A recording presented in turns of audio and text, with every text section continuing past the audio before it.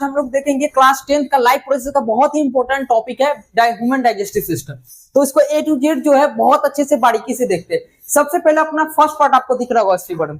तो first part हमारा क्या है, ये माउथ। ये फर्स्ट पार्ट हमारा क्या है, माउथ। लिखते जाएंगे माउथ, ठीक है।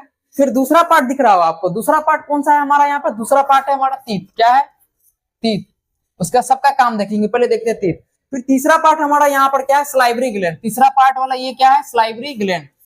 सलाइवरी ग्लैंड ध्यान में रखते जाना है। फिर चौथा पार्ट हमारा क्या है, फेरनेक्स। चौथा पार्ट क्या है, फेरनेक्स। ये हो गया।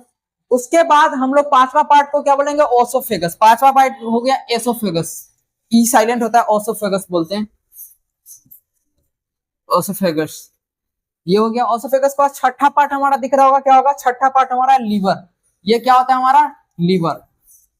फिर सातवां पार्ट यहाँ पे दिख रहा है आपको, ये क्या है, स्टमक। सातवां पार्ट क्या है आपका, स्टमक हो गया। फिर सातवां के बाद आठवां पार्ट दिख रहा होगा यहाँ पे। गौर से कोई बच्चा अगर दिखेगा यहाँ पर तो आठवां पार्ट एक छोटा सा दिख रहा होगा, क्या है, पेन क्रियास। क्या है, पेन क्रियास। पेन क्रियास, ठीक है। फिर आठवां के बाद आपको नौवां पार्ट यहाँ पे दिख रहा होगा। गौर से बताइए तो नौवां पार्ट क्या है आप लोग को। तो गौर से दिख रहेंगे हल्का, ये अंदर वाला स्मॉल इंटेस्टाइन हुआ, इसका बाहर वाला है तो थोड़ा बड़ा है साइज में। क्या है, ये दिख रहे हैं, लंबाई में क्या है, बड़ा है। तो ये हो गया लार्ज इंटेस्टाइन। क्या हो जाएगा, लार्ज इंटेस्टाइन। इंटेस्टाइन ध्यान में रख लेना।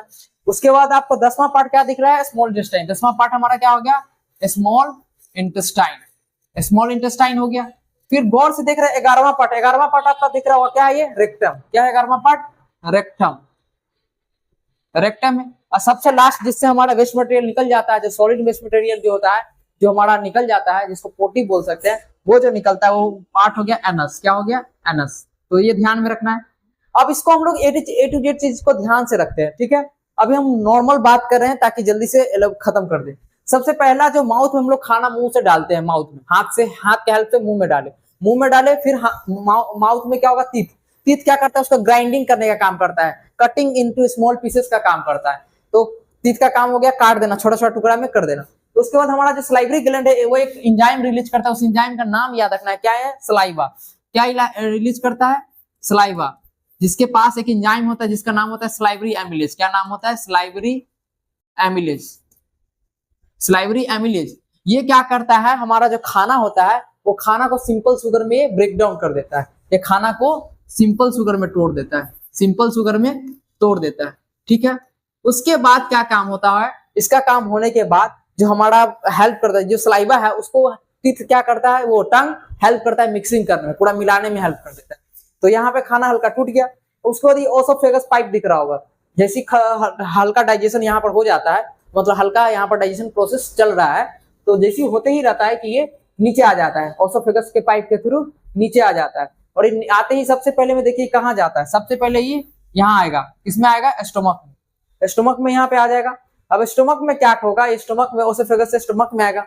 स्टोमक में क्या होता है, HCl होता है, पेप्सिन होता है और म्यूकस होता है। HCl का काम होता है, जो एसिड है हमारा, वो HCl का काम होता है जो खाना के साथ बैक्टीरिया आ गया उसको मारना, और साथ में साथ जो हमारा पेप्सिन है उसको एसिडिक मीडियम प्रोवाइड करना। तो HCl का काम आपको याद हो गया।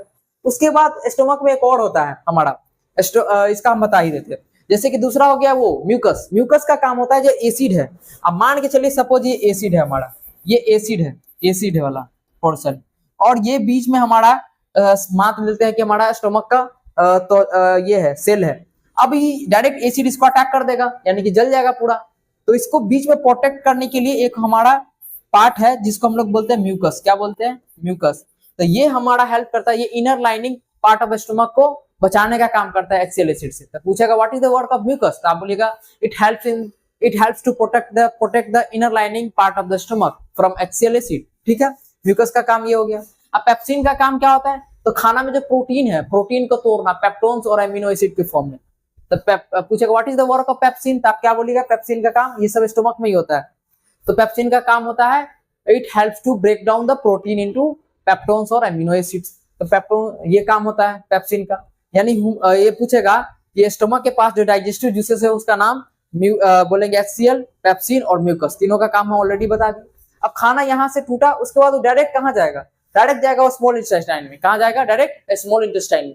तो स्मॉल इंटेस्टाइन में खाना आ गया। उसके बाद लीवर के पास एक अपना जूस होता है जिसको बोलते हैं बाइल जूस। क्या बोलते हैं इसको?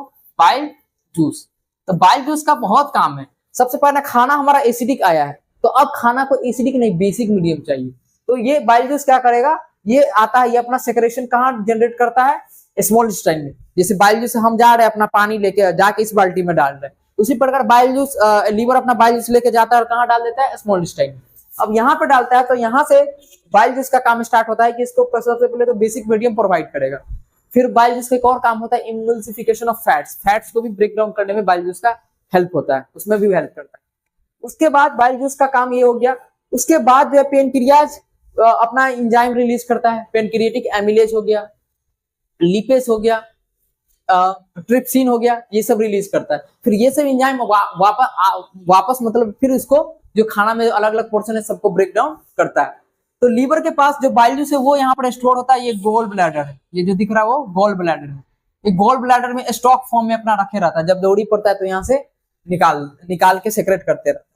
तो गोल ब्लैडर में बाइल जूस आके लीवर के अंदर में स्टोर होता है। ये सब भी ध्यान में रखना, छोटा छोटा क्वेश्चन।